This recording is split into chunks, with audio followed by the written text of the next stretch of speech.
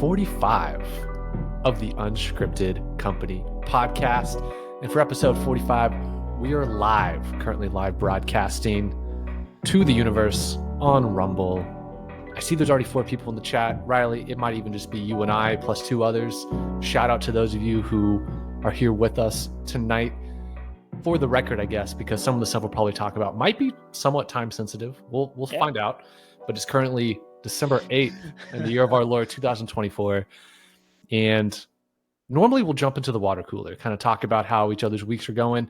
We might do an abbreviated version of that. Like, Riley, I'll throw it over to you. Like, anything from this past week that stands out to you? How's your week been? Not really, man. I mean, work is work. Being completely transparent, it's been a rough couple weeks as far as work goes. Just had a lot of people just, ghosting, and it's the name of the game at the end of the day. Some people just don't get back with you, and at the end of the day, you can't expect people to be like you, how you would be. So it's like, if I'm not going to do business with someone, I'm going to at least tell them, like, hey, it's not the right time, or I found somebody else. Like, I'll at least be upfront with people about it. But it's one of my pet peeves in business, man, is if you have a client and they choose not to work with you, just let me know. It's not that big of a deal. Just tell me. But I feel an uptick. I mean, it's slow for some people, and just everyone's struggling right now. As far like, I will say I have some people that tell me that they're struggling, but meanwhile they've got like 4 houses under contract, and I'm like, shut your mouth. Like, you're not. Just don't. And that might tick some people off, but at the same time, it's like, don't tell me that you're struggling too with getting business and stuff like that when you have like 4 closings this month. Like, like I've got 1 and I'm thankful. And so I'm just right now I'm still working on hopefully trying to get a few more, but now it's just working for next year, essentially. Like, I'm just building my business and my brand up for next year and trying to not really do like a hard reset. But now that I got my LLC and all that stuff set up, it kind of gives me like that different foundation. Yeah, pretty much.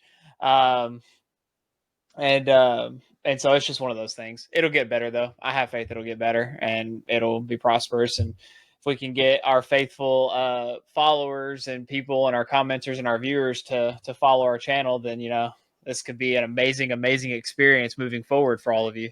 I believe someone much wiser than I once said, you reap what you sow. So as long as you're sowing the foundation of what you got, I mean, you're planting the seeds, I guess, would be a more modern way to put that. Yeah. That, hey man, it's going to pay dividends to you down the road. If you stick with it, keep with it, you'll be surprised. I mean, if you think about it in the grand scheme of things, you're still in like the first inning of this grand game. If you think about it. So I'm not having you barely scratch the surface yet, man. And we're in such unique times. Like, we just got done with an election. So regardless of, what those outcomes are, people are always hesitant. Right. When there's like a big change in power or the unknowns of like, okay, policy changes, what's going to happen with my money? Where should I allocate it? Things like that. Yeah. But then it's very interesting tracking, I guess, the younger millennial generation. And now I guess we're kind of getting into like the elder Gen Z, because it's crazy to think like Gen Z, they're graduating college now as well. So they're kind of, at a certain era, they would be in that house buying age. I don't know so much about in modern day, but unless they have mommy and daddy that spent a nickel on their first house and now have like $1.5 million of wealth, or millions of dollars of wealth. But dude, some people do. That's the crazy thing. Like, you and I, we're good blue collar worker. Like, we figured it out, right? We're working for our dollar. There is definitely a segment of the American population that absolutely will be handed an enormous amount of wealth. Like, I don't know if you've heard a lot of financial analysts and people that follow the economic trends of the United States. Not to go down this tangent, we're going to talk about some deep sea, some oceanic mysteries here in a second. We could do a segment on this, though. I do want to try to do like a segment on this, but go ahead. Yeah, but they're saying like, as the baby boomer generation retires and or passes away, probably more so passes away, this is going to be the largest handoff of generational wealth the world has ever seen, at least in written history. The amount of wealth that the baby boomer generation is passing on to their offspring, or potentially even the grandchildren of, their lineage. It's insane wealth. Not everyone's as lucky to receive that, those that do, Like there's honestly going to be people out there that the wealth they receive from that baby boomer generation, like it's going to buy them a house. Potentially they won't have to work as hard as the prior generations to make sure they make that money. Now, that's not going to be everybody, but there's enough of them out there. It makes you like scratch your head a little bit and wonder, okay, how's this all shake out? And that's the thing, though, is like some people will say, like, and again, we're not going to spend too much time on this because we do have a few other things we want to talk about before we get into the main part of tonight. But people make it seem like it's so easy. And I'm not saying it's not easy, but it takes money to make money. And if you don't have the money to invest or to put or to allocate where you need to allocate it at for it to grow, you don't have that ability to make that money. And now, your typical house is like, I think it's $359,000 is like the average cost of a home today. That sounds about right. And so and there are some areas where you can get a good house for like $250, like I know some areas and stuff like that. And they're decent houses. It may need a little bit of like minor cosmetic things, but still a good house overall. And I know some people will be like, well, where can you find that at? Well, hit me up and I'll show you and we'll work together. I like what Daddy Streaming put in the chat, though. He says, I need to find a baby boomer to befriend that has a lot of money and has no kids to pass it down to. I feel like we need to come up with a new like phrase for this because you have like sugar mamas, you got sugar daddies. Do you get a sugar boomer? True. You got to get yourself a sugar boomer. Well, it doesn't have the same ring to it, but even in the Bible, it talks about, God doesn't want you to pass away with nothing. Like he wants you to have that wealth to pass on. And, we don't plan on having kids. I know y'all's stance. Y'all don't really plan on having kids either, things like that. So like the way I look at it is we've got nieces and nephews that I'm like, okay, we'll just pass everything on to them, like it'll all be divided up. So the plan would be to have some sort of wealth built up, and that's a part of, whatever our plan is. And so as far as building a business, I'm definitely restructuring my business as a whole going into next year, utilizing other tools that I've never used before, trying to get used to doing certain things and actually have a system in place.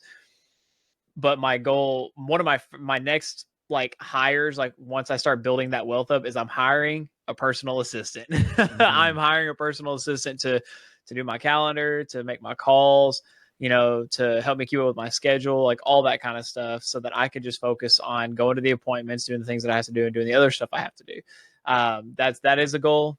Still working out, kind of what I'm wanting out of them, because I know some are expensive, some aren't. So it really depends on what I want them to do. I think the real hustle with that is you get a virtual assistant that is located offshore or potentially South America.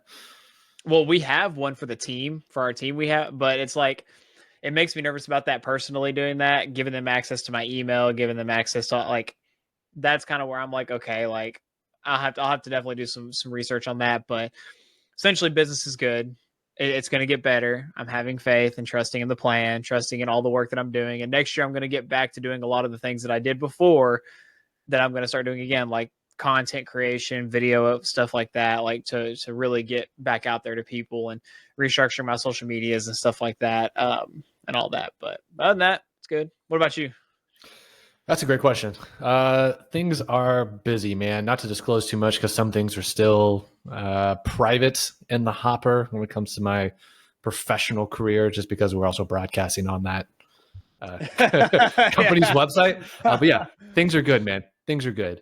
It's exciting being able to work on a project that has something to do with the college football playoff coming up. So there's going to be some stuff with that. It's kind of fun.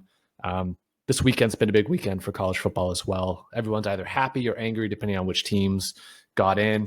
That doesn't really mean anything to me, though, because North Texas is doing North Texas things unrelated to that. No, but things are doing good, though. It's kind of prepping for Christmas time. Kind of crazy. Like, it still hasn't hit me that, like, I know we're in December, but we're also like 2.5 weeks away from Christmas, if you think about it. So it's kind of do or die time when it comes to buying Christmas gifts that are at least worthwhile and not last minute 2-day delivery, backup options. Have you bought all your Christmas shit? 80% of it per se. I'll say this, Lucy, for those that matter. Yes. hopefully nobody that doesn't matter is watching right now. Yeah. And I see Daddy streaming in the chat with the hook 'em horns. Yeah. Man, they are They have a solid chance. It's interesting, man, watching them play Georgia again. They had a good shot at beating Georgia the second go around, but it's almost interesting. I think they actually did themselves a favor by losing to Georgia. I know they didn't purposely lose to Georgia in the SEC championship game, but I think by doing so, it gave them a better trajectory throughout the playoff, like their seeding, versus if they would have beaten Georgia, I don't think they would have made it all the way to the championship. Maybe, I don't know. It'll be interesting because I'm curious to see if they win the first round. I believe they get Arizona State, which is a newcomer into the Big 12 this year. Arizona State. It's really interesting, dude. I know we're going to talk about the we're going to get around to talking about the ocean and deep sea mysteries, but it's been really interesting in college football this year. I know you don't like actively follow it, but we've had a scenario this year to where there was a big shakeup with all of the athletic conferences where, Oklahoma and Texas went off to the SEC. You had teams like Oregon go off to the Big 10. Arizona State came over to the Big 12. SMU left the American to go off to the ACC. Well, what's crazy is, so you had Arizona, and the big thing was the Pac-12, which is the West Coast, a lot of California, Oregon, Washington. That conference basically imploded on itself. All the team members left except for like 2 or 3 of them. But the funny thing is, like, Arizona State was in the Pac-12, went to the Big 12, won the Big 12 in their first year. They were picked or projected to be last in the conference. They ended up winning the conference. Oregon went from the Pac-12 to the Big 10, ended up winning the Big 10. You had SMU leave the American, go to the ACC. Florida State sued the ACC because they said SMU was going to bring down the brand of the conference. Well, SMU ran the table on the conference, went to the conference championship, lost in a last-minute field goal to Clemson. And then I'm sure there's some other crazy storylines that I'm forgetting. Long story short, it's been a very interesting year in college football, and Alabama is not in the playoff. So, I mean, I'll leave it at that. Saving left, but we won't get into all that. But yeah. So we have a couple things that we're going to touch on. Nothing crazy. Yeah, we got some current topics to kind of hit up first before we go down deep in the ocean. I guess we'll go ahead. We can kind of group a couple of them together, though. But the one I'll touch on first is, for those of you who don't know, there was a shooting that took place for the United Healthcare CEO, Brian Thompson. Now there was crazy. It was indeed.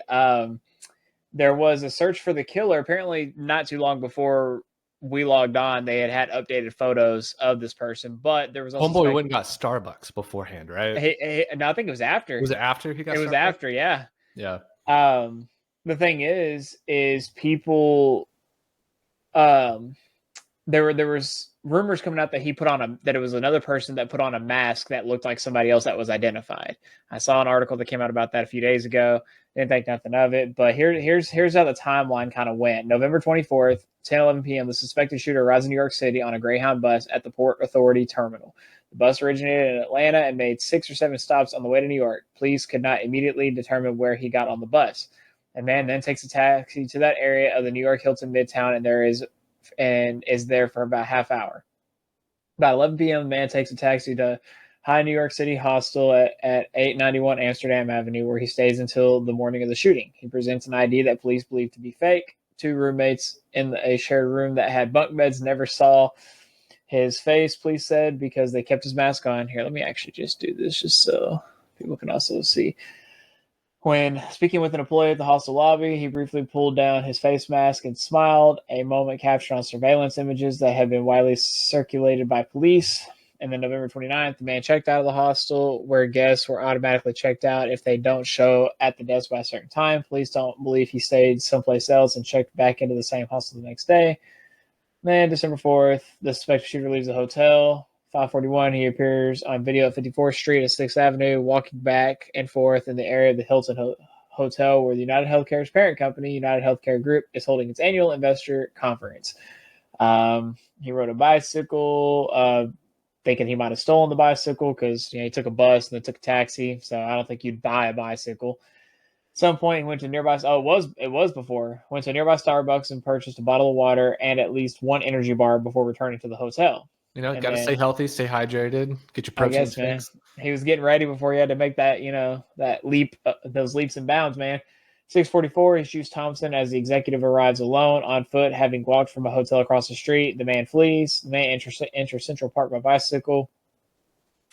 At the 60th Street and Center Drive entrance, it's a park and away from security cameras that police believe he discards a gray backpack. He leaves the park at West 77th Street in Central Park.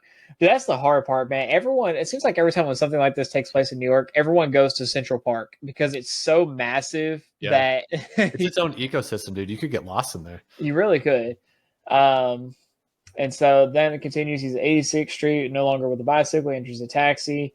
And then he is near George Washington Bridge at the bus terminal there. It offers commuter service to New Jersey and Greyhound routes to Philadelphia, Boston, and Washington.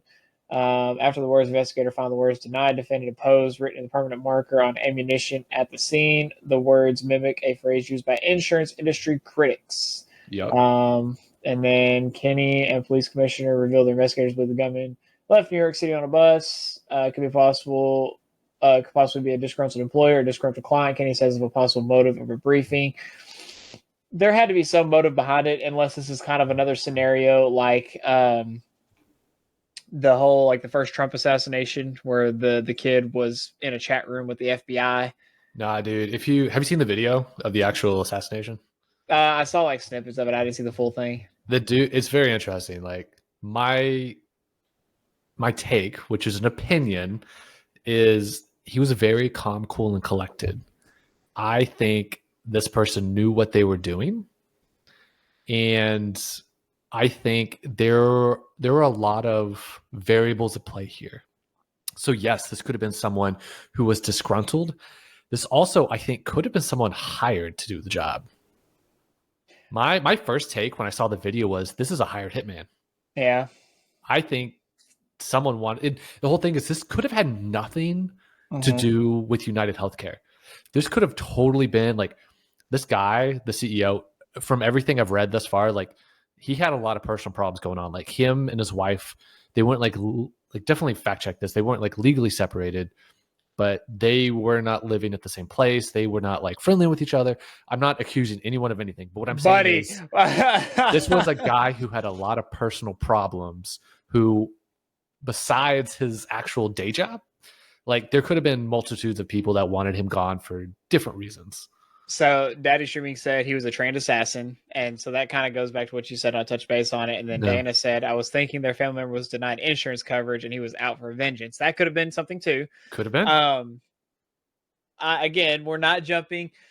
I'm saying let's jump to conclusions. Let's get on the record. Riley, I want you to tell me factual things that will hold up in the court of law. In the court of law. I will not do that because I'm not going to get subpoenaed. But you see, I'm going to use TV shows as references, like not actual TV shows, but you see this in TV shows where a couple gets separated and then the wife is upset, maybe because the husband has better lawyers and decides to try to take everything. It doesn't give the wife anything. And then the wife is like, that's not right, because, and even though they weren't fully separated yet, that means she's still legally entitled to everything if he was to pass away, unless he had changed his will. And so that makes sense that maybe she hired someone, because like I said, there was a video that came out, like, I don't know if it was like AI type stuff or whatever. And you can't really, a lot of times you can't tell with a lot of stuff nowadays, but it's dark magic. Yeah. There was videos out that you saw a person put on that mask, like the face that you saw in this picture. Right no, here. Dude, that's a real thing. Like, intelligence operations, there's like, picture the best mask you can picture from like Hollywood props, like that, plus whatever your imagination wants to do. 100% intelligence agencies across the world. This is not exclusive to like CIA, like everywhere. They have very good disguises. Like it is very easy to come by now because of the internet as well. You can very easily find and have custom ones made for you. Right. And so that was a huge speculation. So the person that they may have identified probably is not the person that actually did it. Well, then also, I think was it yesterday? It might have been the day before in Manhattan. They had like a lookalike contest. They had like this like grassroots effort to have like a contest of lookalikes for this person. So not only is like his face, and the funny thing is, like, I don't know if you've seen like the TikToks or the social posts. There's a lot of girls that are kind of and guys there's a lot of individuals that are very flustered over the looks of this trained assassin. They, it gets the heart pitter pattering at his smooth looks. So it's got a lot of. Was it Ted Bundy? Was he the one that was attractive? I think so, and he would always like fake his injuries and stuff like that. Nah, like there was on college campuses. Yeah, I think was it Ted Bundy. There's one that. Another thing about this ordeal too is the person used a suppressor. Yes, that was the other thing. Was like very was ready. Those things takes, and there's like, I'm not going to get into this, but now there's this whole thing that now the government's trying to ban suppressors altogether now. I'm not going to get into it, but it's very difficult to get one. Like it takes like almost a year just to get one, like the approval process and all the other stuff that you have to go through and the background checks they have to run on you. Like that's what makes me think it's some of this is premeditated. And what I mean by that is like this person either wanted to take this matter into their own hands and thought about this for a while to plan it out, or premeditated in the sense that this person was already prepared to do this and was hired to do so. Yeah. So I don't know. At the end of it's a developing story. So probably next week we'll have updates as we come along and stuff. So we'll just see what happens. So I saw you had a couple things. Like I said, one of your things we could probably group, but whichever one you want to start off with. For sure. Well, this one is extremely developing news, which may or may not change by the time the actual recording of this gets updated. So for those of you watching live with us on Rumble right now, first of all, thanks for stopping in. You're getting legit breaking news. Within the last hour, breaking news, Jay-Z has been accused of raping a 13-year-old girl in the year 2000, along with P. Diddy at an MTV VMAs after party. So according to NBC News, legitimate news source, according to NBC News, Jay-Z has been accused of raping a 13-year-old girl in the year 2000, along with Diddy at an MTV VMAs after party.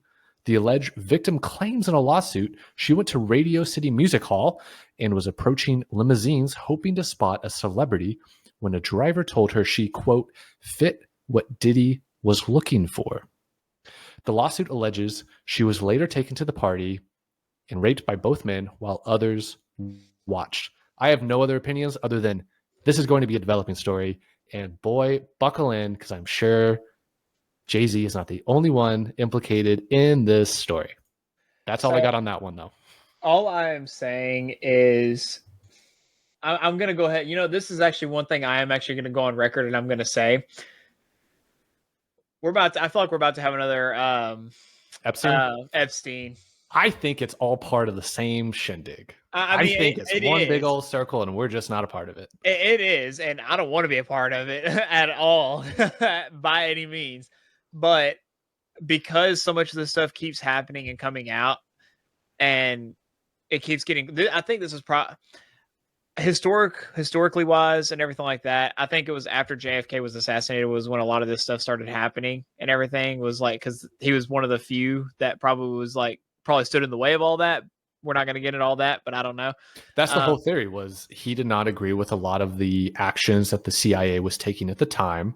Yeah. He openly acted against it, at least behind closed doors at the time. We now openly know about it because of different records that have been disclosed. But that's one of the rumors is like he was the last quote unquote true president up until theoretically Trump. We'll see. Who knows? But sorry, continue. These next 4 years are going to definitely just show us a lot. But I think historically wise, this is probably the closest that as us being adults and actually learning about all this stuff that's happened over the years, that this is probably the closest that we've gotten to actually getting that full list or figuring out. Because I guarantee a lot of those people that are also on those lists that they have not mentioned yet are also a lot of the same people that were on Epstein's list as well, because they're all involved. I'll go on record and say we will never know.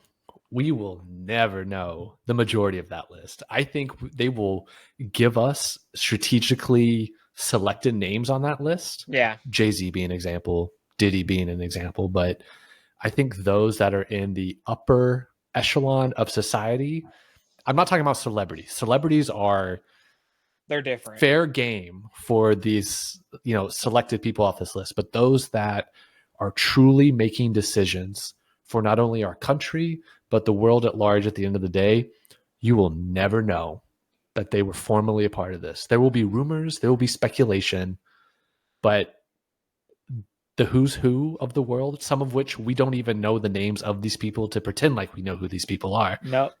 We will never know who they are. Daddy Streaming just said it. Yeah.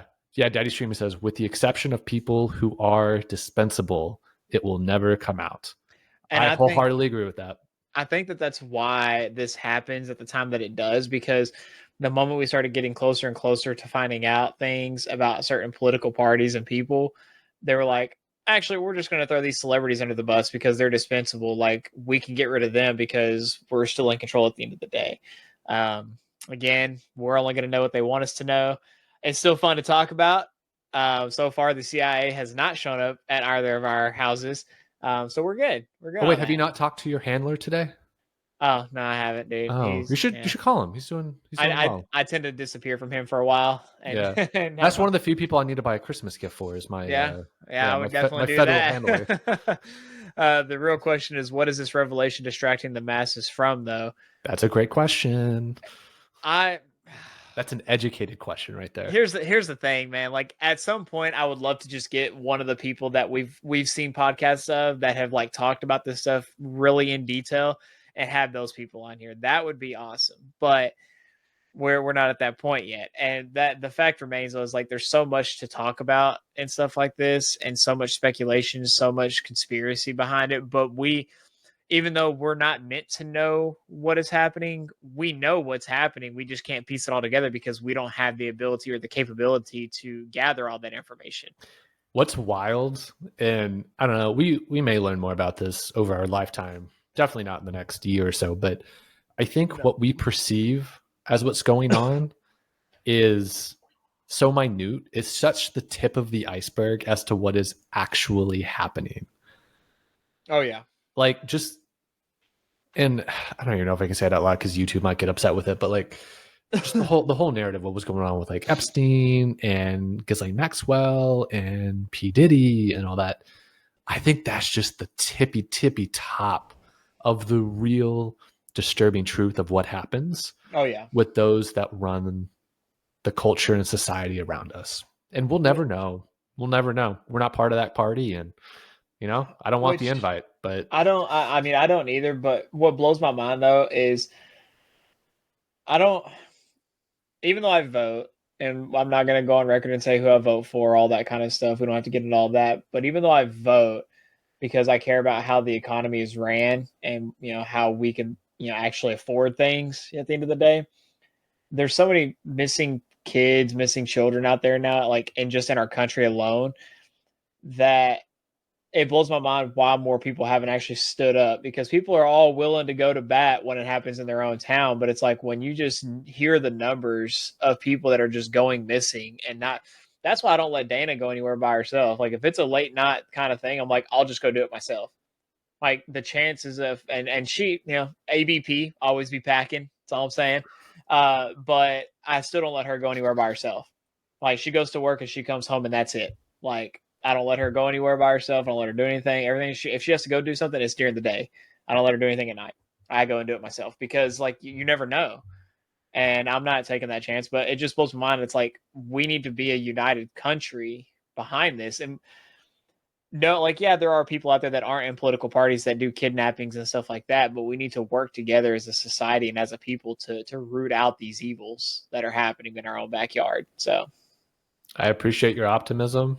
But it's not happening. It's not going to happen. It's not happening. People go missing all the time, and only a small number of them show up on those milk boxes. Yeah, or even just cartons, I guess. But found in general. Honestly. Yeah, I did. Did I ever take you down that rabbit hole? I think I might have done this on a prior podcast episode. I think so. With Hunter Biden's back tattoo. And it's the Finger Lakes in New York. And yeah. It's one of the regions where the most people go missing and are never found ever again. And then like you can look up the maps and stuff with like all the tunnel pathways, and that's where most of the missing people go and stuff. And I'm like, people just can't put it together. Like, and we may be completely wrong in some regards. Like, if I'm being honest, like there might be some stuff we might be wrong on, but we're willing to admit that we're wrong on it, but we're still going to keep looking. Yeah. So All right, so I'm just thinking out loud here. So we're about 30 minutes into this. Do we want to go to the deep sea, or do we want to talk about the other couple stories real quick? Or I'm down either way. I'm just thinking out loud. I mean, I've already talked about two of my things. I mean, to be fair, actually, one of them. I mean, I'll just go ahead and mention this real quick. It's about Cat Williams and Matthew McConaughey. Apparently, Matthew McConaughey's got blacklisted in Hollywood now.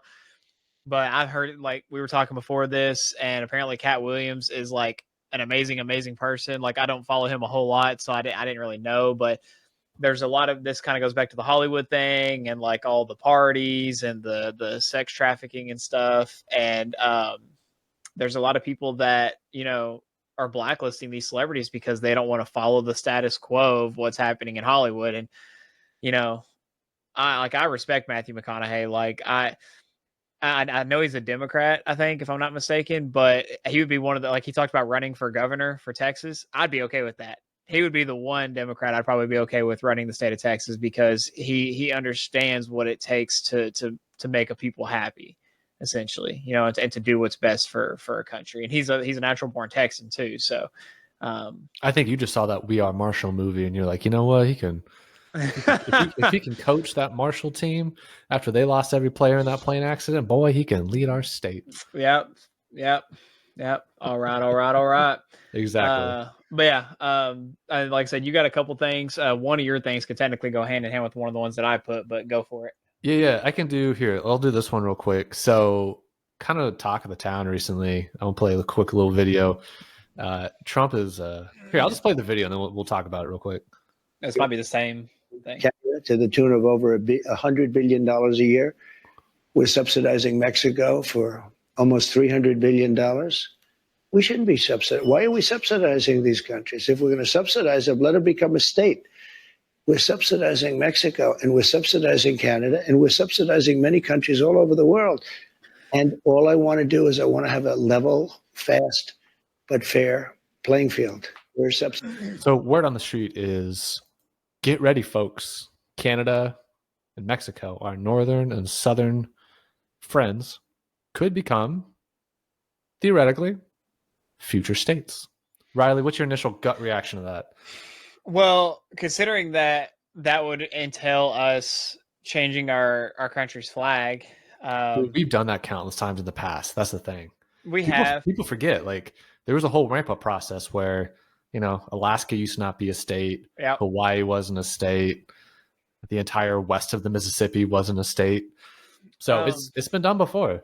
I would rather see them as like I think, was it like Puerto Rico is like a U.S. territory, same with Cuba or something like that. I can't definitely not Cuba, but I couldn't remember which one it was, but yeah, I could see something like that. You know, like they become a U.S. territory, so it's like they're not a state, but we still have a huge hand in how they run their stuff and how things get shipped over there. Because I could see that also too, in a way, being, you know, if that was the case, we'd have the whole North American continent just like on lock at the end of the day. But he's got a point, because we're still supplying things to these countries, and America, I'm not saying America's always given. I mean, they've definitely taken more than their fair share, just like every other country has.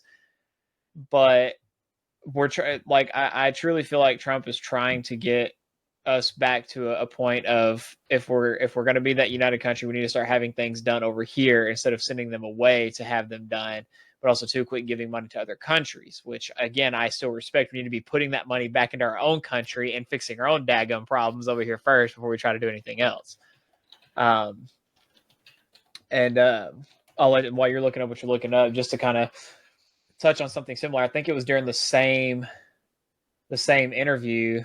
Let me play this little clip real quick as soon as I can find it right here. Let's see here. Oh, we don't want an ad. Adobe Premiere Pro. Brought to you by Adobe Premiere Pro. The teams that have been put together, because they've never met each other. There's going to be some interesting. Nobody care about all this. What are we waiting for? What's this video? I think this is the same interview. I think so, yeah. Let me ask you about another group of people, the estimated 4 million families in America who have mixed immigration status. So I'm talking about parents who might be here illegally, but the kids are here legally. Your borders are You're talking about separation. Yeah, well, I mean, there are two aspects to this. Your borders are, Tom Homan said, they can be deported together. Correct. Is that the plan? Well, that way you keep well, I don't want to be breaking up families. So the only way you don't break up the family is you keep them together, and you have to send them all back. Even kids who are here legally? Well, what you're going to do if they want to stay with the father? Look, we have to have rules and regulations. You can always find something out like, this doesn't work, that doesn't work. I'll tell you what's going to be horrible. When we take a wonderful young woman who's with a criminal, and they show the woman, and she could stay by the law, but they show the woman being taken out, or they want her out, and your cameras are focused on her as she's crying, as she's being taken out of our country, and then the public turns against us. But we have to do our job, and you have to have a series of standards and a series of laws. And in the end, look, our country is a mess. Let me ask you about some of your other promises on this topic. You promised to end birthright citizenship on day one. Is that still your plan? Yeah, absolutely. The 14th Amendment, though, says that, quote, all persons born in the United States are citizens. Can you get around the 14th Amendment with an executive action? We're going to have to get a change. We'll maybe have to go back to the people, but we have to end it. We're the only country that has it. Through an executive action? We're the only country that has it. Do you know, if somebody sets a foot, just a foot, 1 foot, you don't need two, on our land, congratulations, you are now a citizen of the United States of America. Yes, we're going to end that because it's ridiculous. Through executive action? Well, if we can, through executive action. I was going to do it through executive action, but then we had to fix COVID first, to be honest with you. We have to end it. So he was already going to do that when he got elected first, like his first term. And because COVID happened and they put him in such a crap position, like at the beginning of COVID, like that was going to be one of his few things. Now, as far as, so Daddy Sherman put a couple things, he's like, that's going to get messy and who's going to pay for it. He can't change anything he can't change the Constitution through executive action. He can't, but they can do certain other, they can enact other laws and create other laws that essentially, I don't want to say they can amend the Constitution, but you need to get the House of Representatives on board. Yeah, and which would be interesting because they will have the majority for the first first 2 years. 2 years because before midterms. Yeah, so we've talked about this before. I don't care if you come over here, but do it the proper way. Go through the proper channels, get the documentation, get everything done. And no, this is going to be all types. This is going to be all types of any kind of immigrant. So if you're coming over here, those Estonian immigrants, you got to watch out for them. I'll tell you. But if you're going to come over here illegally, then you do need to be sent back and try to come over here the right way. Especially because we've had some things come up where we've had foreign citizens that have actually committed crimes and murders over here while they've been over here illegally. There was actually a couple stories that came out a few months ago about that. And so, but if you have kids while you're over here, no, you don't have to. Wow. Yeah. Wait. Hey, I'm going to have fun in the chat while you're talking. All right. I don't think it'll be a necessary, like, if you have kids while you're over here, that's one thing. Again, I don't want to break up families either, but I'm going to clip that. Riley wants to break up families. I don't want to break up families at all. Like, okay. I look at this as like a sense of like, there's so many things that were happening. Like if you look back at this last year with the amount of illegal immigrants that we had that came over here, they were just getting handed tens of thousands of dollars to come over here. But then when Hawaii was burning down, when Georgia and South Carolina and Tennessee were all flooded underwater, Florida flooded underwater, and all they gave them were some $700 checks, and then FEMA told them, hey, we're not going to rebuild your houses. Sorry, we can't do anything to help you. But again, other people that were coming over here from other countries were getting free housing, tens of thousands of dollars, all this other kind of stuff. And it's like, I get that we're a country that likes to give also, but we also need to watch out for our own backyard. We also need to watch out for our own people at the same time. I feel like that's where that falls into place at. I truly do. One thing I'll throw out there before we go on to the next topic, just real quick, is put on your, high school history hat here for a second. I don't know if you remember a little thing called the Mexican-American War, but coming out of that war, the United States won at the time. Really, it was kind of a reason to try to get, Texas as a, Texas broke away from Mexico, got kind of messy. U.S. had to step in long term. And to kind of finish that out, you had the Treaty of Guadalupe Hidalgo, which what you can see here is everything that's like light beige: Texas, New Mexico, Utah, Colorado, Arizona, Nevada, California. Came out of that. You also had the Gadsden Purchase. It kind of shored up the southern half of Arizona. But one thing I don't know if you remember, or if a lot of people probably forget or never were told, is we had the opportunity to kind of take all of Mexico. The U.S. had the opportunity to say, yo, Mexico, we beat you. You are us now. But we opted not to, because it is very messy to defend in military conflicts. Now, I will say, military has, war has changed a lot since then.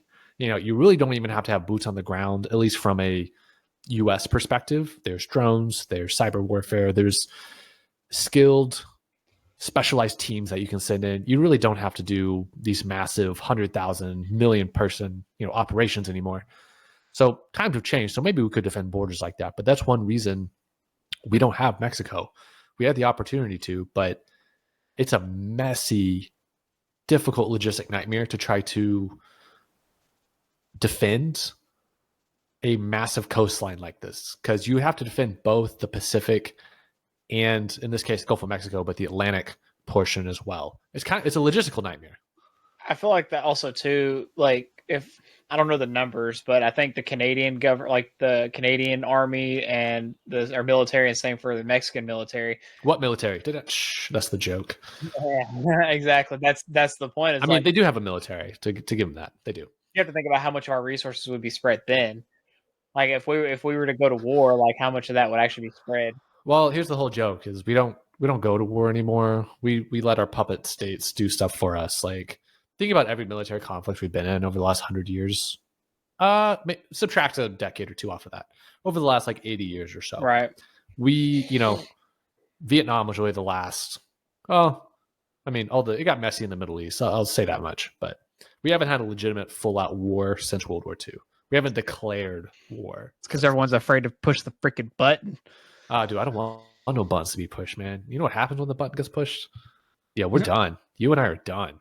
That's it. And here's the thing, though. If the button is going to get pushed, they need to quit joking about it and quit making vague threats about it. And if they're going to push the button. Yeah, but it really helps ratings with news television. I guess it does, man. Yeah. Again, I mean, there's only so much that can be done in certain scenarios, and there's only so much that we can do. We're just here just to kind of talk about the information that we have at hand and what we see. And so, yeah. Last little thing I got, not even going to read the article on this one, but just so all of you know, the Dominican Republic, they seized a record-setting amount of cocaine found hidden in bananas. They found 19,000 pounds, to be specific, worth $250 million worth of cocaine found in bananas.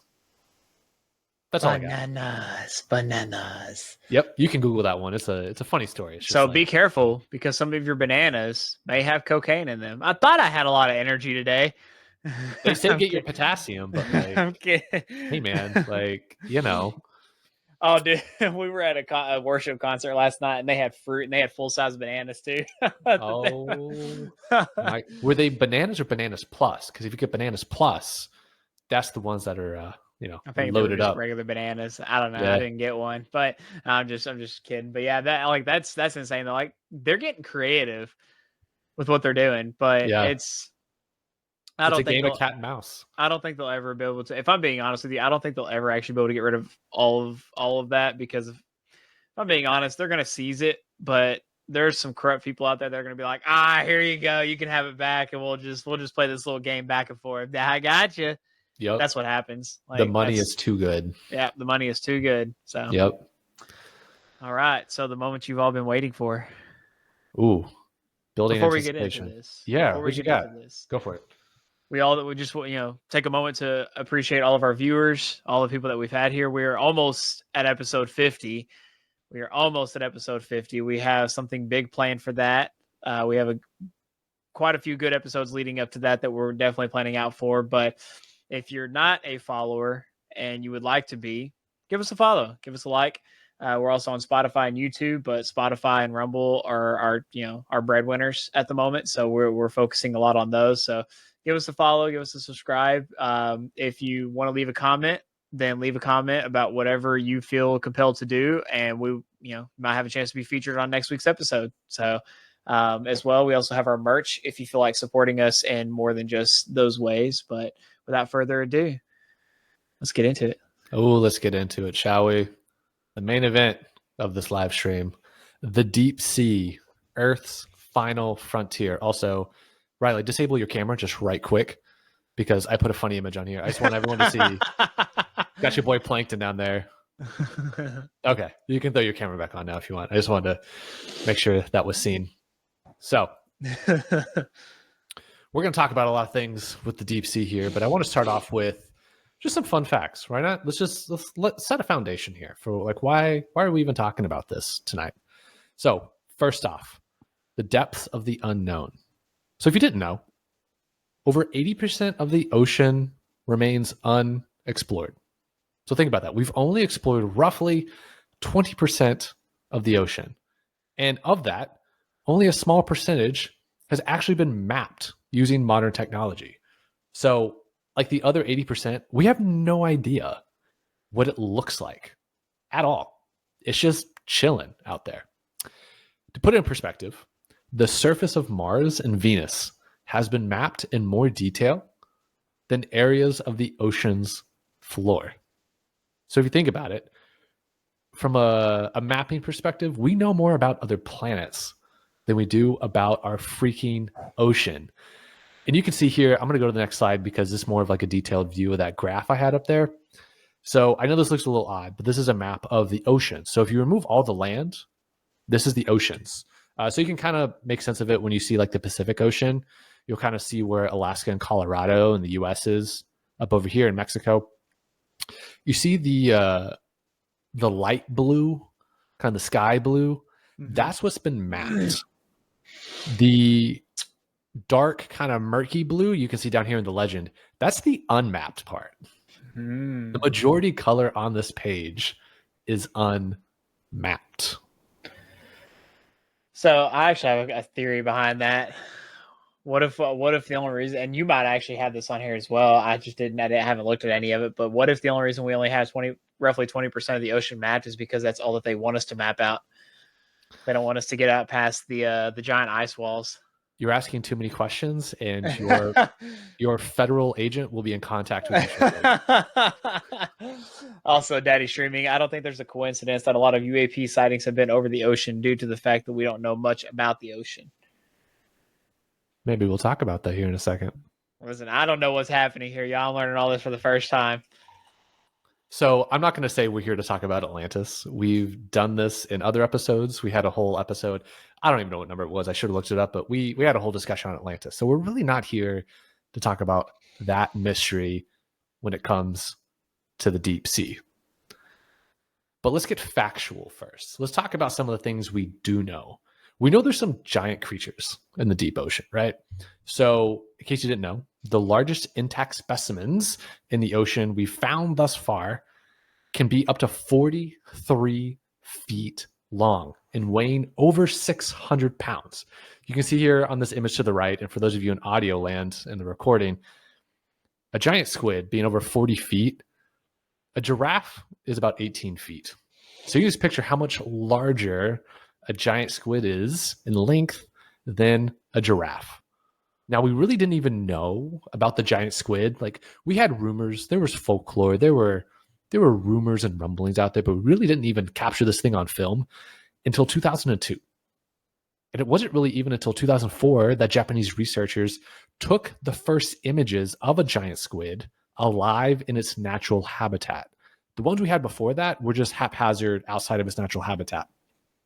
And in July 2012, a live adult was first filmed in its natural habitat off the coast of Japan. So the only reason I put this is we know there are giant creatures down there. We know giganticism is a for sure thing in the ocean. And we're only finding this over the last 20, 22 years, give or take. So I just want to throw that out there real quick. Here's some photos, just as a visual real quick, of what a giant squid looks like. I think the one in the top right really does it in terms of you can see the human leaning down next to it, of just how large this is. Now, I only put a squid out here.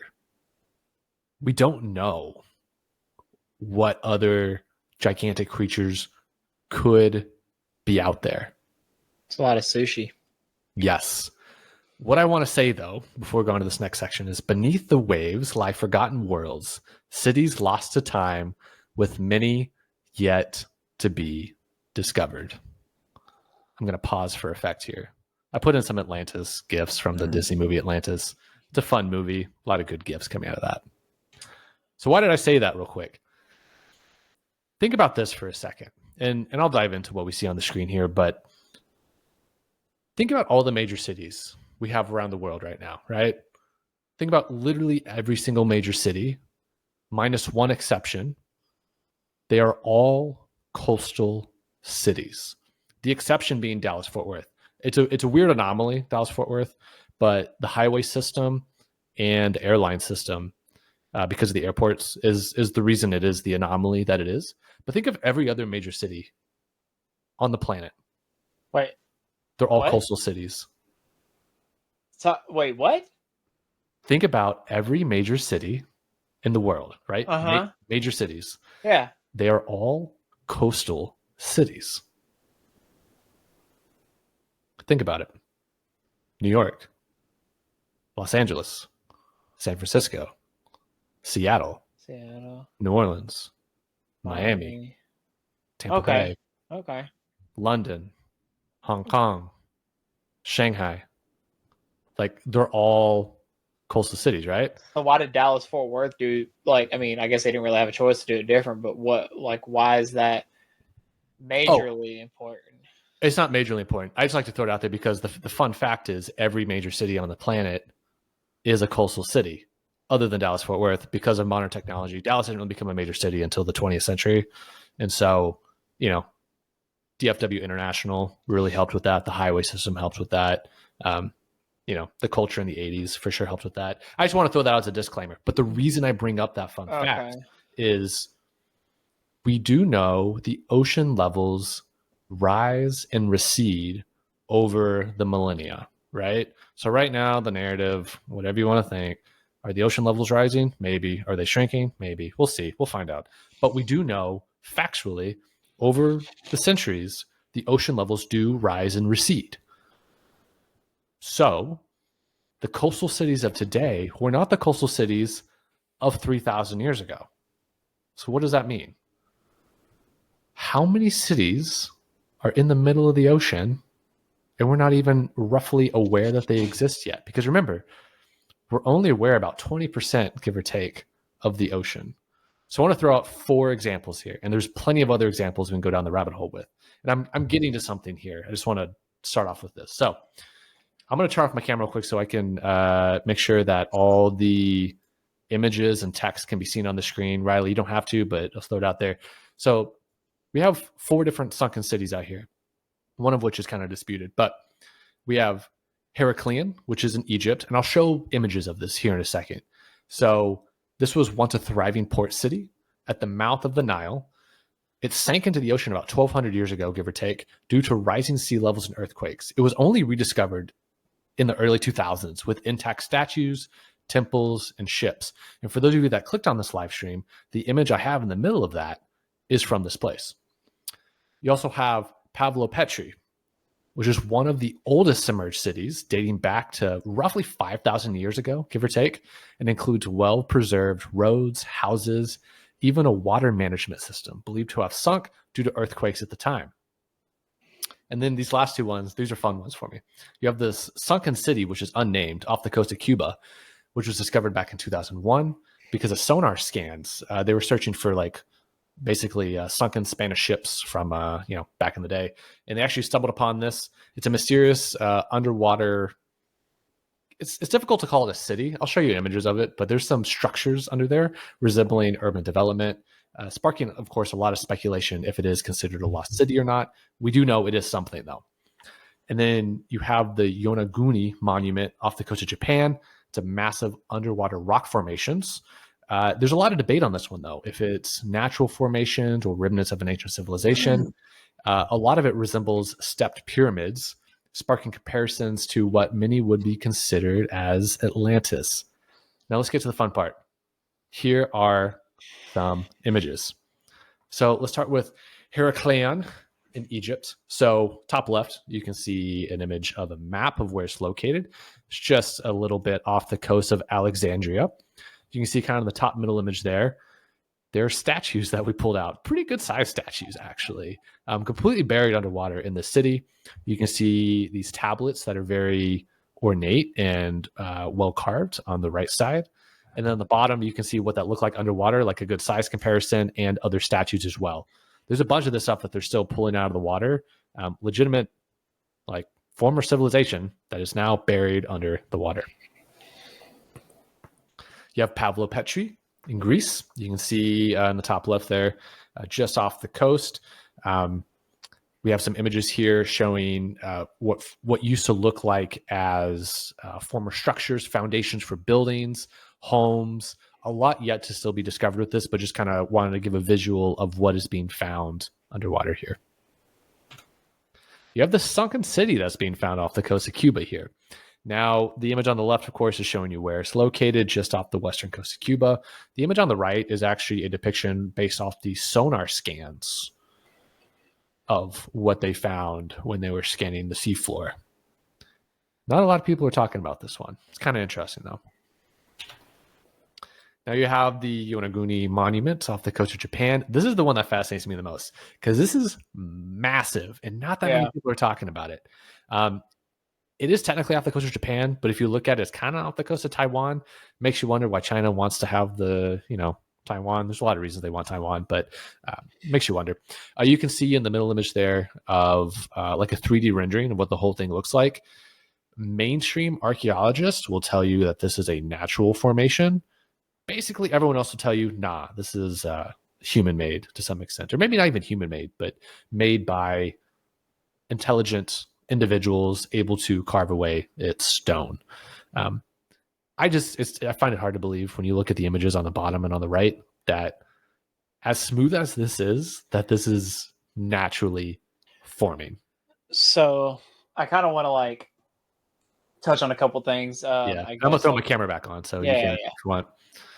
So I was talking to a colleague about this, kind of going into biblical principles and stuff like that, about how when you follow along in scripture, I mean, you believe what the word says and you follow along with what the word says, and it tells the story about what happened, all those thousands of years ago.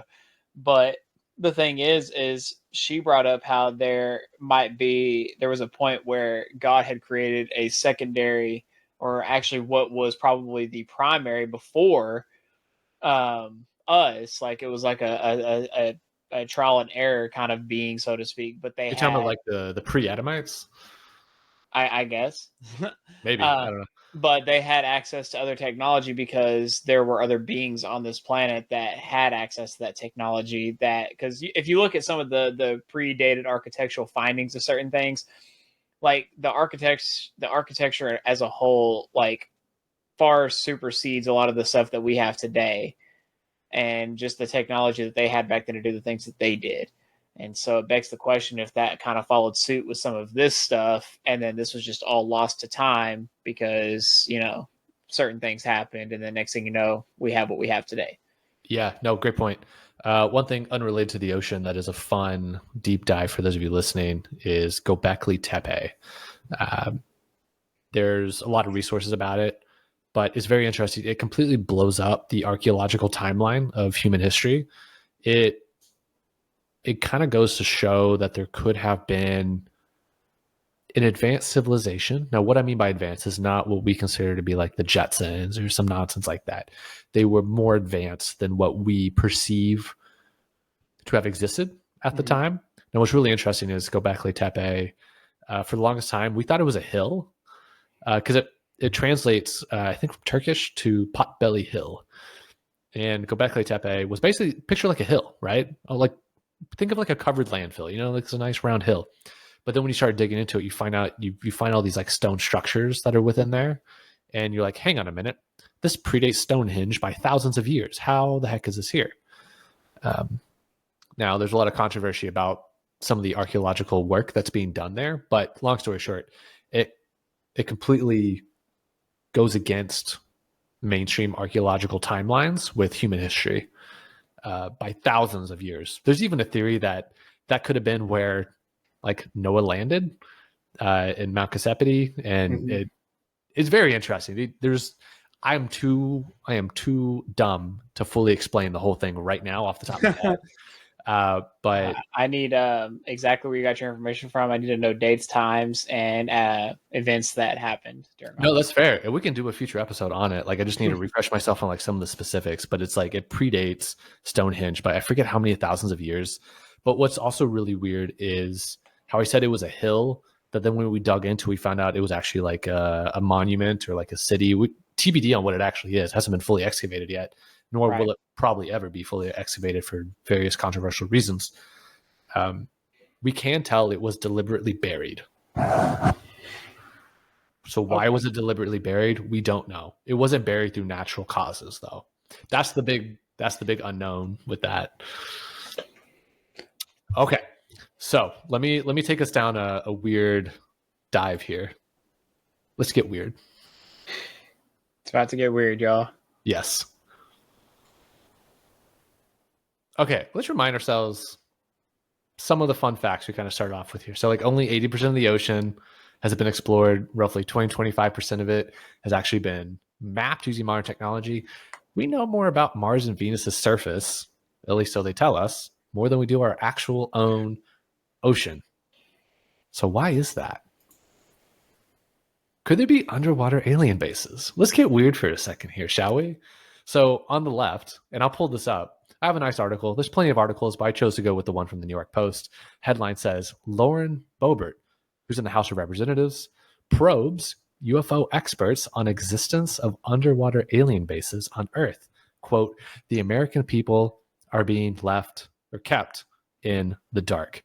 And on the right side here, you have the actual panel, which she is, I guess, I don't want to say interviewing, but asking questions to.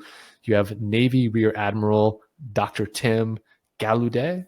You have former DoD official Lou Elizondo, former NASA Associate Administrator of Space Policy Michael Gold, and journalist Michael Schellenberger, who testified that the government lacks transparency with the public regarding UAPs, which is the modern term for UFOs, and alien life. And this was in 2004. So let me throw up a fun little article for us to dive into right quick, because this is a fun little theory. I know Daddy streaming in the chat kind of threw something out there in relation to this. Let me see. I think there might actually be a video with this now that I think about it. There are rumors that have come up to the Hill of a secretive project within the Department of Defense involving the manipulation of human genetics with what is described as non-human genetic material, potentially for the enhancement of human capabilities. Lizard people. Are any of you familiar with that? Yes or no? No, ma'am.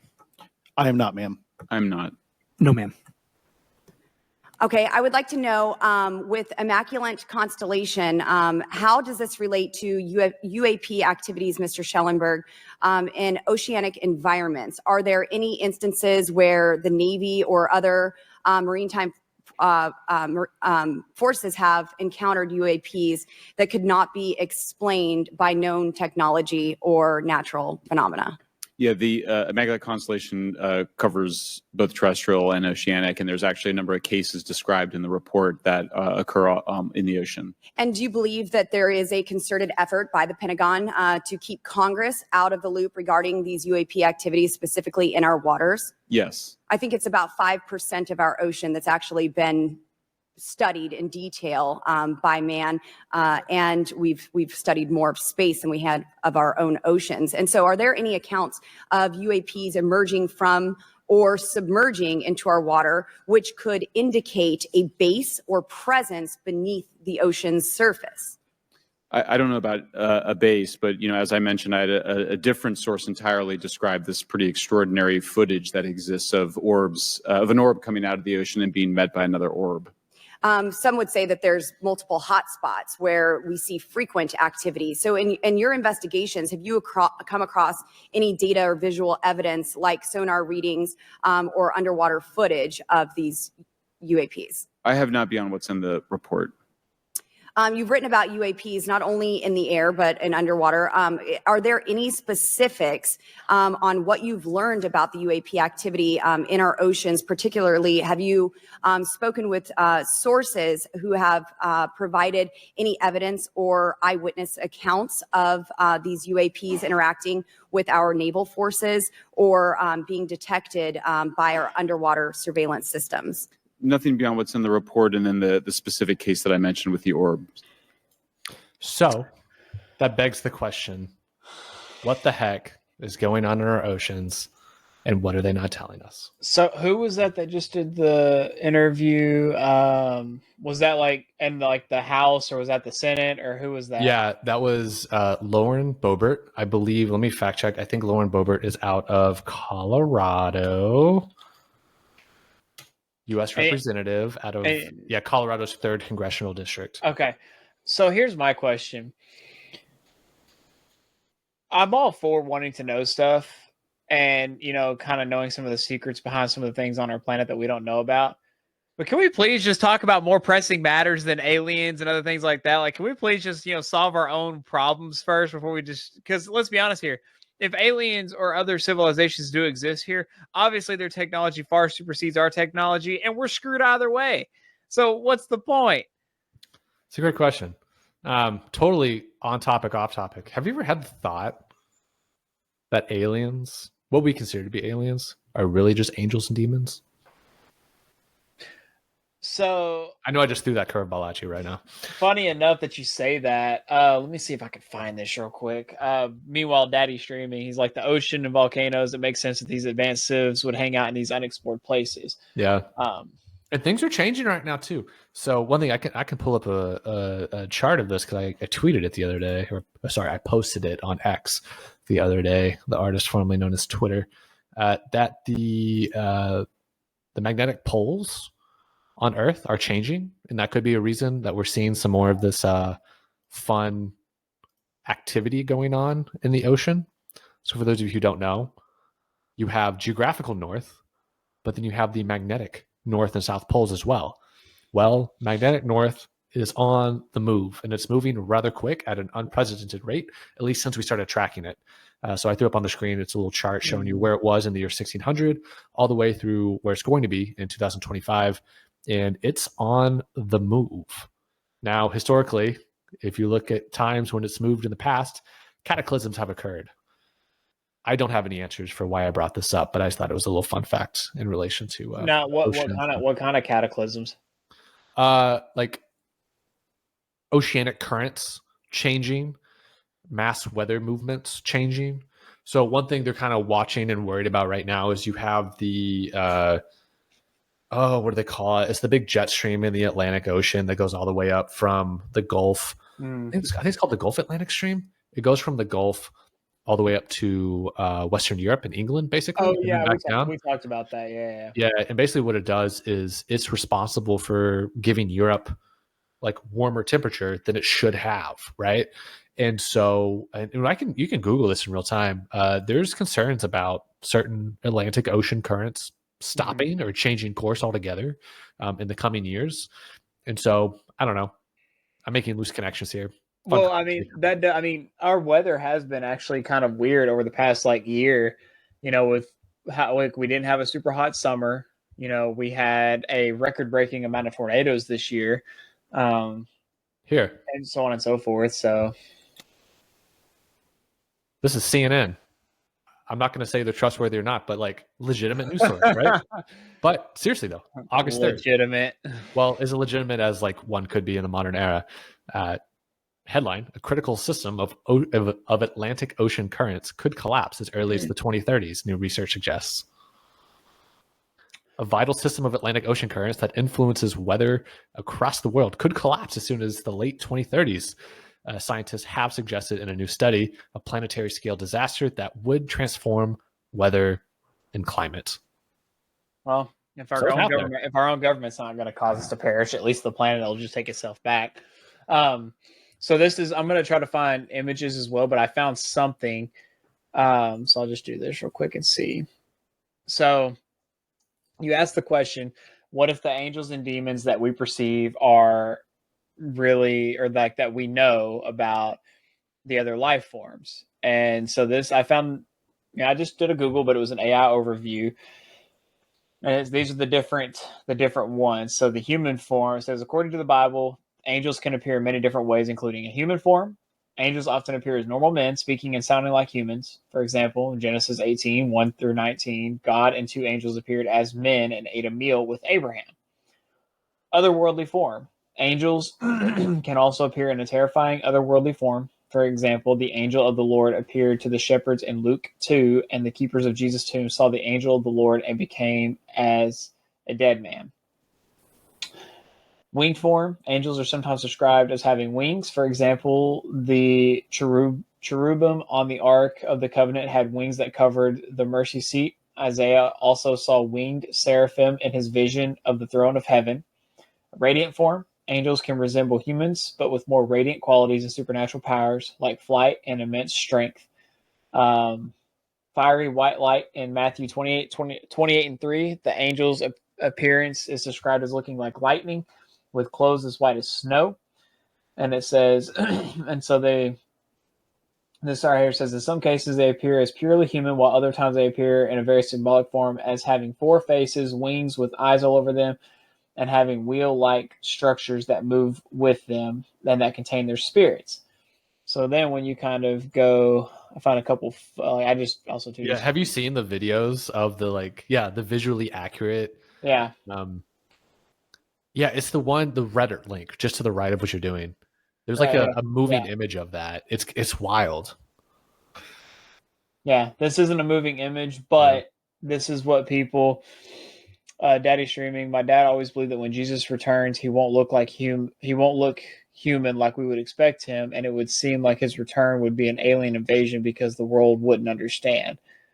Dude, makes you wonder. We need to do a Bible study on that. Like, Daddy streaming, put that. Like, we'll chalk that up, and we'll try to do a Bible study on that. Like, because I've thought about that, and now that we're talking about it here, but just this is another one. So the seraphim, which I don't know if I can even zoom in on this. I might be able to. Yeah, if you open the image in a new tab, maybe. But let's see. Open image in a new tab. Oh, there we go. That's about as good as I'll be able to get it. Let's see here. Just to find. There we go.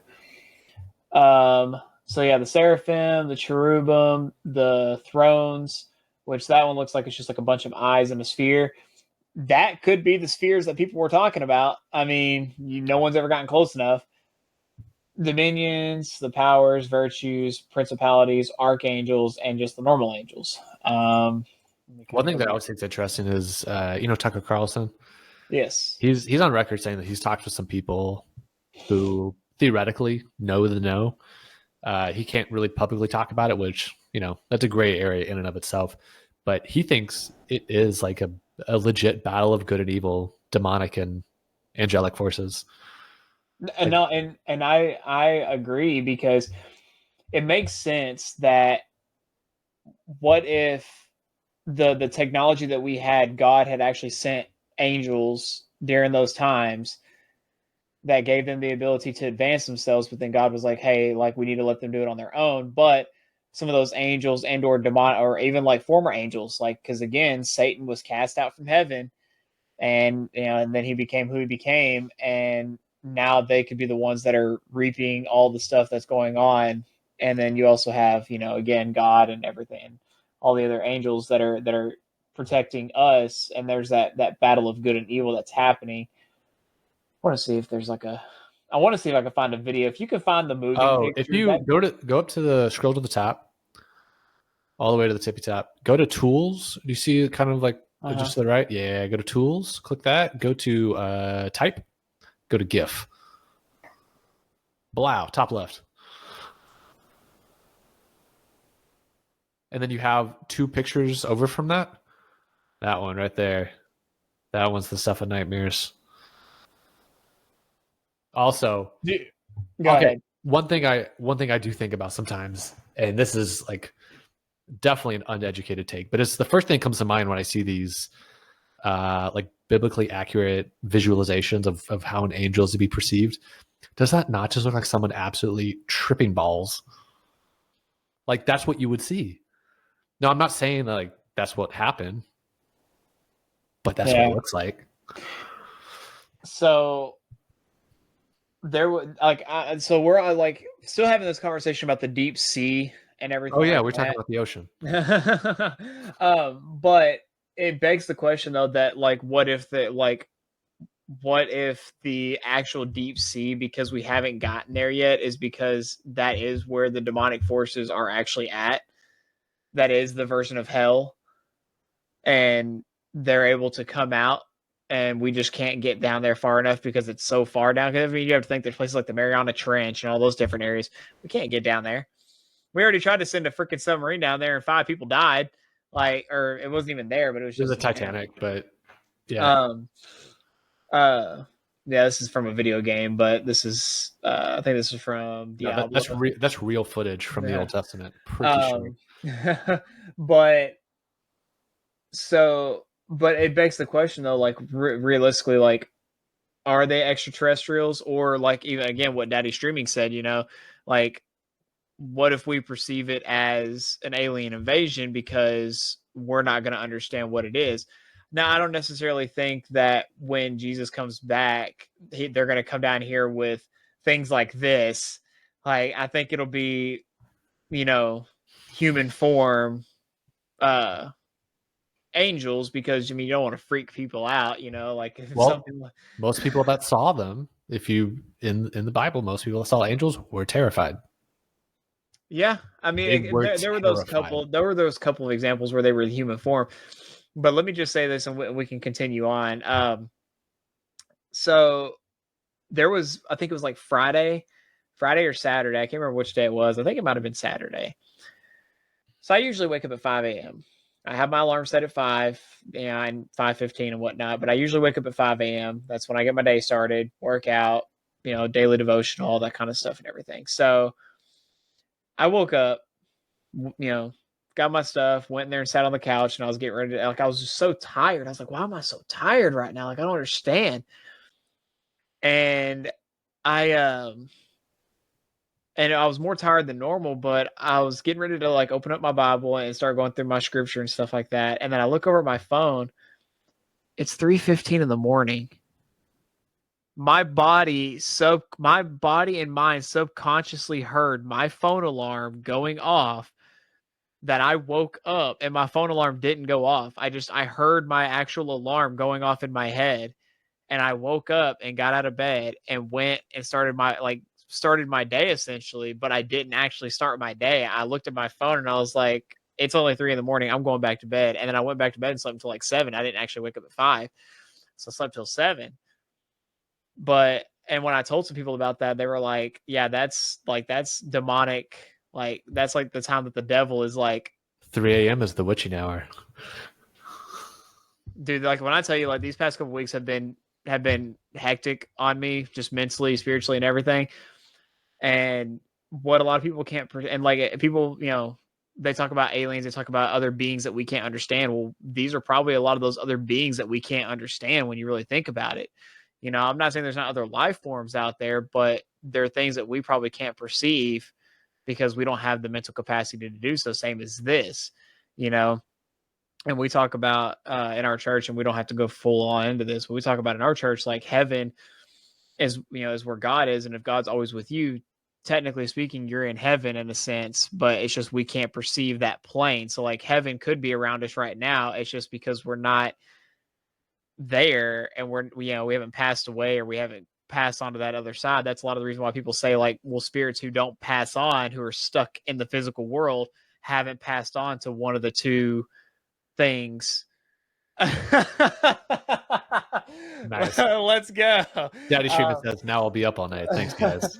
Well, if you hear anyone whispering at 3 o'clock in the morning, go to bed. When I have like random text messages. Yeah. But that's probably why people who are stuck, in ghost form or in a spirit form, that are either demonic, that are sent back to the spirit, like to the real world by Satan, or just haven't accepted the fact that they need to pass on yet, and are just stuck here in that world essentially. So they haven't moved on. So heaven and or hell could be the actual, like, we could be living in it, but we can't perceive what it is because we're not there yet. We're not at that point of, we've passed away and our spirit has gone where our spirit's gone to. So that's just a fun little. Yeah, no, you're spot on. That's one of like I don't want to say preeminent, but one of the stronger theories that I like to lean into when it comes to like UFOs, UAPs, but then also going back to like our conversation on like Skinwalker Ranch and things like that, right? Where a lot of what people see is, of course, the orbs. They see the colored orbs floating around, shooting in and out of places, the ocean being one of them. But then when you have the stories of like legitimate, well-renowned scientists going into Skinwalker Ranch to record and observe, they've seen what we would describe as like a wormhole opening up and things crawling in and out of it. And so it makes you wonder, like, it could be within, in and out of these other realms, or I don't want to say universes, but you know what I mean? It's very similar to what you were just talking about. So it's definitely very plausible.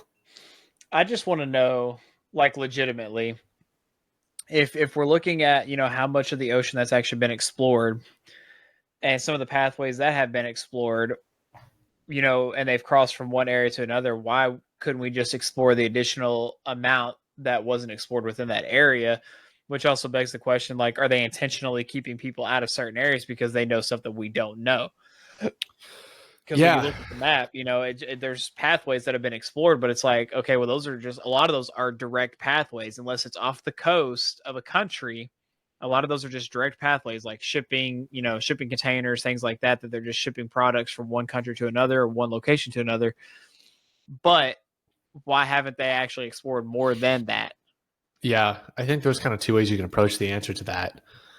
I think on one hand, you could say, well, maybe they know, but they don't want to know. And so they don't tell us that they know what it is. And then on the other hand, unfortunately, it's kind of more of a rational answer, is that, well, it's really expensive, first of all. There's way more ocean than there is crust that we live on. So there's just a lot of surface area to cover. Plus, it's the ocean. We are not seafaring mammals. Like, yeah, we have boats, we got ships, we got planes, we got stuff like that. But it's very expensive. It's a very expensive endeavor with little financial return. So we are a species that loves to make money, right? So if you spend money on a project like this, there's not that much money to be made. So you're doing it at a loss. So you have to, be willing to take the loss on that. It also just takes a lot of time. Is there money that's being made off going to Mars and exploring Venus? Even though we can't actually go to Venus and explore it, we can only go to Mars, and it takes so long to go there and billions of dollars to go there. But why not just spend millions of dollars here to just do it here? There are arguments as to, like, it's interesting, the whole Mars conversation. There are a lot of reasons why that would be lucrative, mining for resources. But one that's very interesting is, I'll see if I can find it on the fly real quick, is Elon Musk did actually tweet about the changing of the magnetic poles. Let's see if I can find it. And the catastrophes that could follow because of that. And that could be one reason to, like, just get off the planet for a little bit, because if it's going to get wild, might as well leave. But how are they going to get all the stuff there, though, to, like, do whatever they need to do, you know? Yeah. I think I found it. Did I find it? Heck yeah, I found it. All right, let's see. Here's why I save everything. Let's see if I can zoom in here. So Elon Musk, quote posted, because no one says tweeted anymore. Quote posted, he says, "We live on a thin crust of solid rock, beneath which is vast ball of molten rock. Earth's core, which generates most of our magnetic field, is 85% iron and moves independently from the surface plates, which is why the magnetic pole changes position." He quote posted Brian Rimley. I think I might be mispronouncing his last name, so apologies on that. But he says, "Magnetic north is now drifting faster than 30 miles per year. It has already moved back past geological north, a place it has not been for thousands of years." And this is actually that image that I pulled up earlier. And so it's very interesting to make you wonder, like, why would Elon even recognize that to begin with? You know? He's a smart cookie. He's definitely a hard nut to crack, but he's a smart cookie. Let's see here. There's also the whole idea of like SpaceX just using Mars as like a destination for like a rally around as a destination. But I think the real lucrative thing with SpaceX is to go to asteroids and meteors and mine it for gold and precious metals. Yeah, I mean, that's my thing is like if there's precious metals there to mine for, that's fine. But it's like there comes a point too, like if it's going to be beneficial for our civilization, sure. But we already know how this is going to go. They're going to go there. They're going to mine something. They're going to find out that just like this little minute bit is worth like tens of thousands of dollars. They're going to mine it all. And then it's going to just suck that planet dry. And then we're going to be back to square one again because we're going to use up all those resources. No, it's crazy, dude. There's like some of these asteroids that pass us, based on the samples they get, they can find out they're worth like trillions of dollars. Oh, yeah. It's a crazy amount of money they find on these things. And I'm like, man, like we don't even need a big one to hit, but if one could just hit like in my own backyard, like you'd be dead if that happened. like not a big one, but like, you know, something that's like small, you know, like like soccer ball size. There's an asteroid out there worth $100 quadrillion. Yeah, 100,000, yeah. Or quadrillion. I don't know. I don't even know how to count to that number. That's I don't even know how many zeros that is because you have million, which is 6 zeros, billion is 9 zeros, trillion is 12 zeros. I assume that's probably 15 zeros. Let's see here. Because quintillion zeros. I'm asking ChatGPT real quick. Let's see. It says a quadrillion is 10 to the 15th power, which means it has 15 zeros. Yeah. 100,000 has 5 zeros. So 100,000 10 to the 15th or 100,000 quadrillion will have 20 zeros. How many? 20. 20. Oh my God. 20 zeros. That would be enough. Like now do the math on that and divide it by how many people there are on this planet. There's like what, 7.6 billion people here, 8.1 billion people here. I think last time we saw we finally surpassed 8. Let's find out. I'm having to divide that number by how many people are on Earth. So dividing 100,000 quadrillion with the current global population, roughly 8 billion, results in 12.5 billion. Hang on. Okay, so that's each person would receive 12.5 billion units of whatever, that is. So let it crash into Mars and let's just go mine that real quick. Yeah. But that's interesting though. Daddy Streaming said just lose a few minerals I can sell to Apple while flying over the house. Yeah, that'd be awesome. Like just let it just glide over the Earth, like not even actually hit the Earth, and just like trickle minerals just fall off of it as it's flying through. That'd be cool. That's the real trickle down economy right there. Yeah. But just to put in perspective, like to kind of close out this conversation, like I think we sometimes forget, like Riley, I know you're a smart cookie, but like I think like average people forget just like how much ocean is really out there. So for just comparison, like got Google Earth pulled up here. Here's the continental United States. We just like go out here.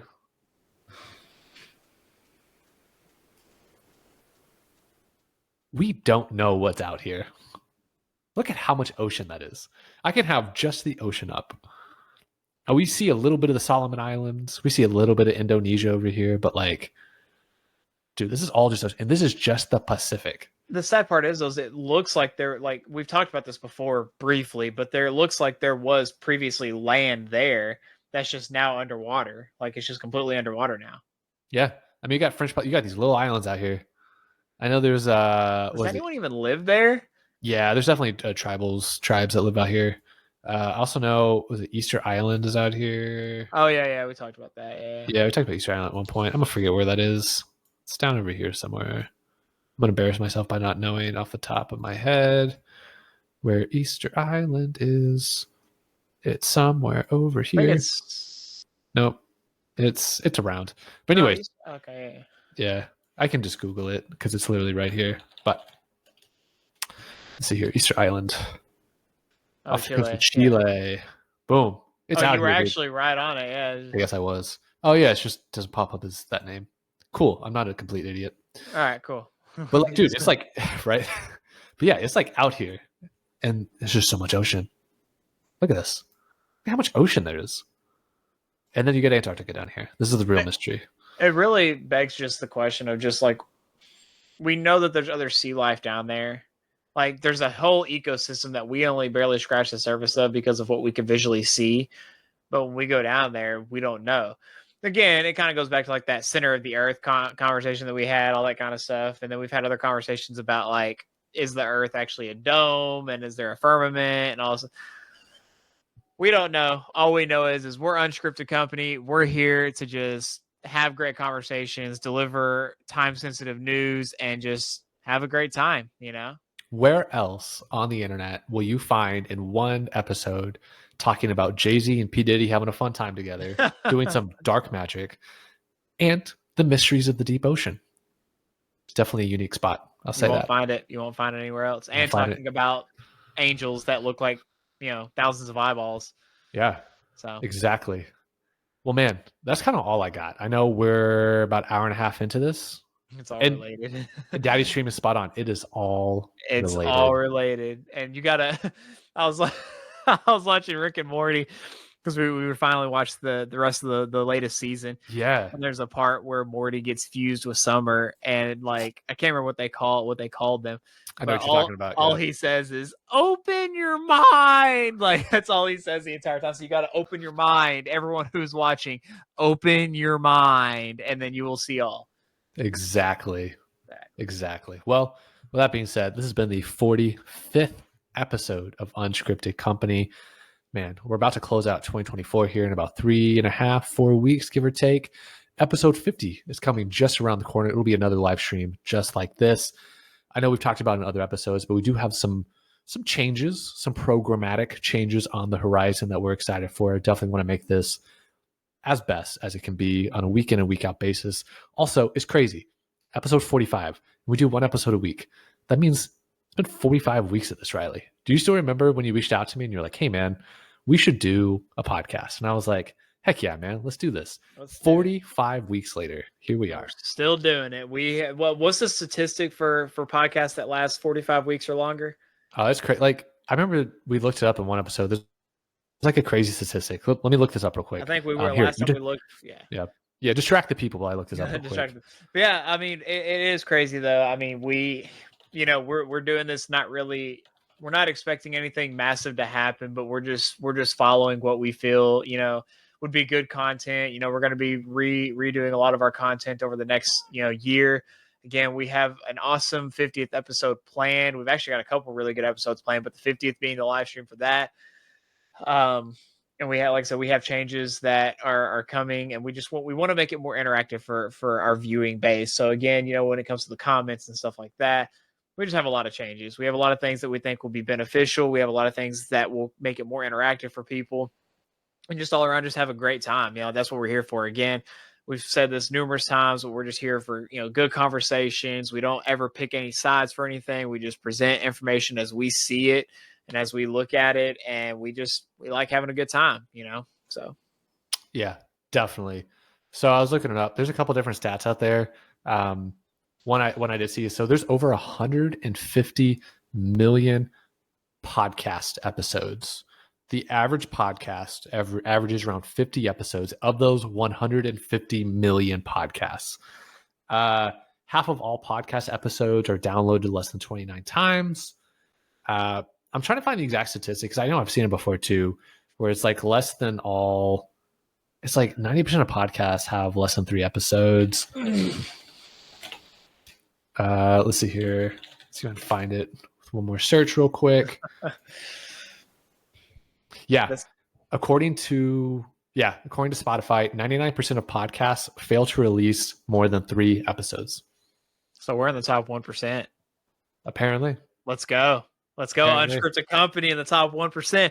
And again, we never really expected, the views that we have gotten. We had one live stream that just popped off randomly. We don't even know what happened with that, but we just enjoy people. We enjoy having people here. So we look forward to the next 5 episodes, and we'll definitely have some announcements. We'll probably save a lot of them for the live stream, for the 50th live stream that's coming up. So we're going to try to keep our excitement held in, but yeah, Daddy streaming. And as always, Riley, I'm going to hand it off to you for the final words of wisdom. I feel like I just had the final words, but all right. You got to come up with more wisdom. I got to come up with more wisdom. What do you think about the mysteries of the deep sea? Do you think there's more out there than what meets the eye? Do you think we'll ever find out about Jay-Z and Diddy, and among many other things? I'm sorry, I'm trying. No, yeah, go for it. And again, we just appreciate all the support. We appreciate everything that you guys do for us, from just watching the videos to liking and all that. Again, plenty of likes, plenty of follows, plenty of everything that we can get from you guys. We just appreciate y'all being here.